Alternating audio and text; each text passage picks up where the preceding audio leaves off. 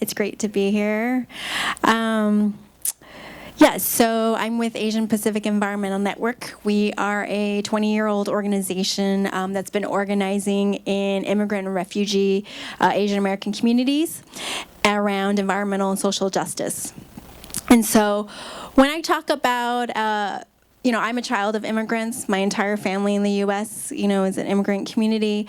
I very much grew up in that experience, right? And so just hearing a lot of what Denise was talking about in terms of this global economy, I always start there, like to really recognize that for a lot of folks who are immigrants and refugees, they're coming because they've been displaced, or that they've been forced to migrate, or that they've faced imperialism and war abroad, and that's what actually is driving a lot of folks to the U.S. And so that's sort of the context I think that a lot of the groups that we work with are here in the U.S. under.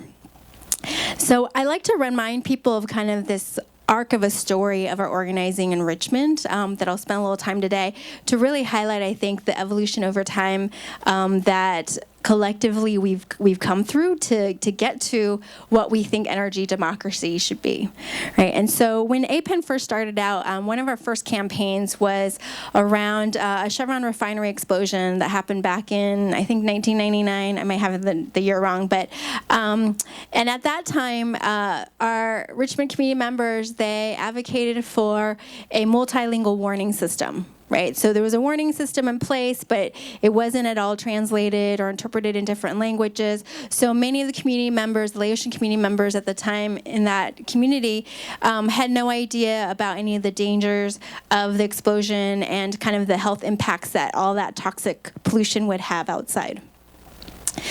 And I think that from that campaign, right, realize, well, we don't just want to be warned when something bad happens, right? We want to actually prevent those bad things from happening in the first place, right? And so kind of our subsequent campaign was really focused on how can we really look at preventing expansions of these refinery processes, right? And how do we actually think about making the refinery safer, right, and less polluting.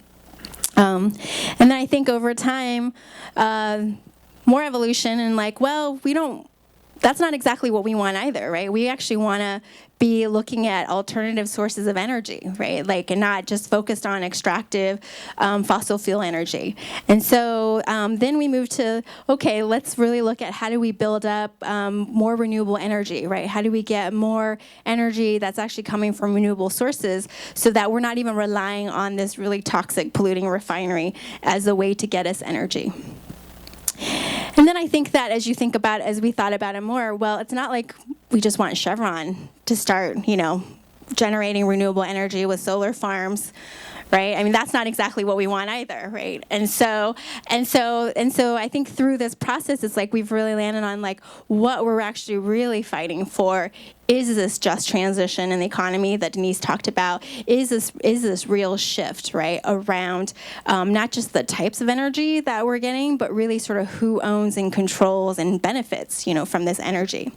And so when I think about energy democracy, some of the questions that I know that we've been grappling with is thinking about, what purpose is our energy for? Right? Is it just to drive our current way of life, or is our current way of life actually not sustainable, and we actually want to produce energy for different things that collectively are needed by everyone, right? Who is generating the energy?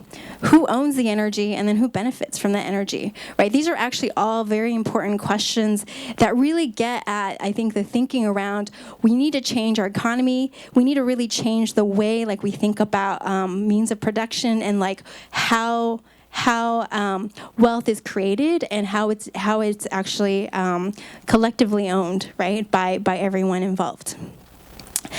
And so I think in that evolution of our thinking is that there's also been, I think, as part of that process, a greater and greater emphasis on really thinking about how are we developing and growing ourselves in that process as well. Right?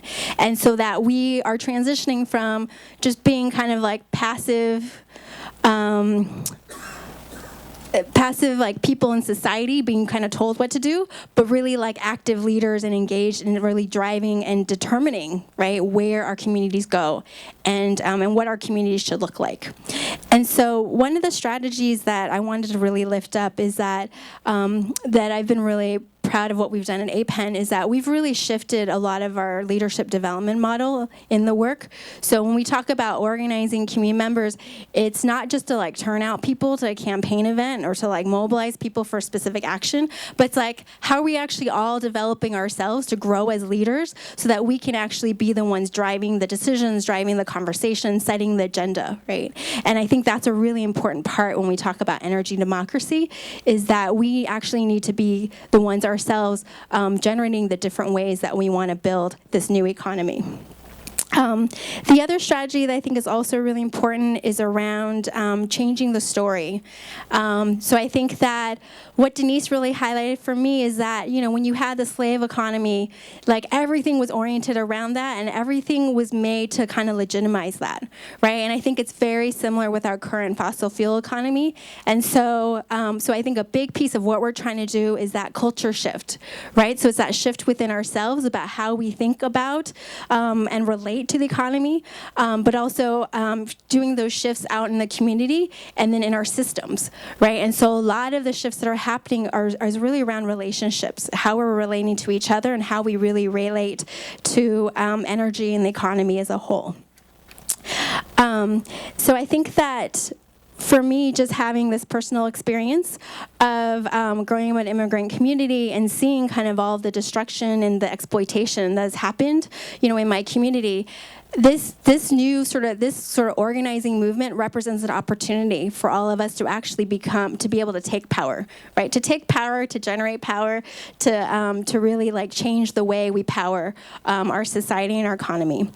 And so I think that because we're really looking at how we change all our relationships, it's just really, I think, been important for us to think about the culture shifts and the leadership development pieces that I think sometimes don't get talked about when we're talking about policy or we're talking about a campaign or we're talking about like electoral strategy, right? But I think they're actually really fundamental pieces if we're talking about really changing the way we orient and think about our society and how we build a better model.